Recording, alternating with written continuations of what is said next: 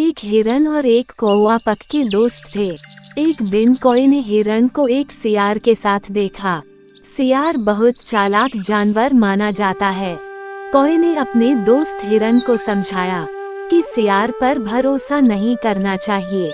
हिरन ने कौवे की सलाह पर ध्यान नहीं दिया और सियार के साथ खेत में चला गया। हिरन वहां लगे जाल में फंस गया। सियार उससे कहने लगा, मैं तो किसान को बुलाने जा रहा हूँ। वह आएगा और तुम्हें मार डालेगा। मुझे भी वह तुम्हारे मांस का हिस्सा देगा। हिरन चिल्लाने लगा। कौवे ने अपने दोस्त के चिल्लाने की आवाज सुनी तो तुरंत उसकी सहायता के लिए आ गया। उसने हिरन से कहा कि वह ऐसे लेट जाए जैसे वह सचमुच मर गया हो। थोड़ी ही देर में सियार की आवाज सुनकर किसान वहां आ पहुंचा। उसने देखा कि जाल में हिरन तो मरा पड़ा है। उसने जाल खोल दिया। जाल खुलते ही हिरन को मौका मिल गया और वह तुरंत उछलकर वहां से भाग गया। गुस्साए किसान ने सियार की पिटाई कर दी और उसे वहां से भगा दिया। एक बिल्ली को रोटी का एक टुकड़ा दिखाई दिया। वह बहुत भूखी थी, इसलिए जल्दी से उस टुकड़े की ओर दौड़ी, इससे पहले कि वह टुकड़े तक पहुंच पाती। एक दूसरी बिल्ली ने भी उस टुकड़े को देख लिया। वह टुकड़े के नजदीक ही खड़ी थी, इसलिए उसने लपक कर रोटी के टुकड़े को उठा लिया। इस बात पर दोनों बिल्लियां लड़ने लगी।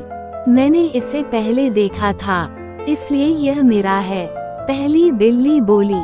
लेकिन इसे उठाया तो पहले मैंने है न, इसलिए यह मेरा है। दूसरी बिल्ली जोर से म्याऊं कहकर बोली, मेरा है, नहीं मेरा है, मेरा। और इस तरह दोनों जोर जोर से चिल्लाने और झगड़ने लगी। ये शोर पेड़ पर बैठे एक बंदर ने सुना। वह नीचे उतरा और बिल्लियों से बोला, बिल्लियों तुम लड़ो नहीं, मैं तुम्हारी मदद करता हूँ। कैसे? बंदर बोला, तुम दोनों इस टुकड़े को आधा आधा बराबर बांट क्यों नहीं लेती? ये बात दोनों बिल्लियों को अच्छी लगी, लेकिन कौन इस रोटी को बराबर बांटेगा? ये काम मैं करूँगा, बंदर बोला। उसने रोटी हाथ में ली और दो हिस्सों में तोड़ दी, लेकिन एक टुकड़ा थोड़ा सा बड़ा और दूसरा थोड़ा सा छोटा था। बंदर बोला, इन टुकड़ों को बराबर करना ही होगा, नहीं तो तुम दोनों फिर से लड़ने लगोगी। ये कहकर उसने बड़े टुकड़े में से एक भाग तोड़कर खा लिया।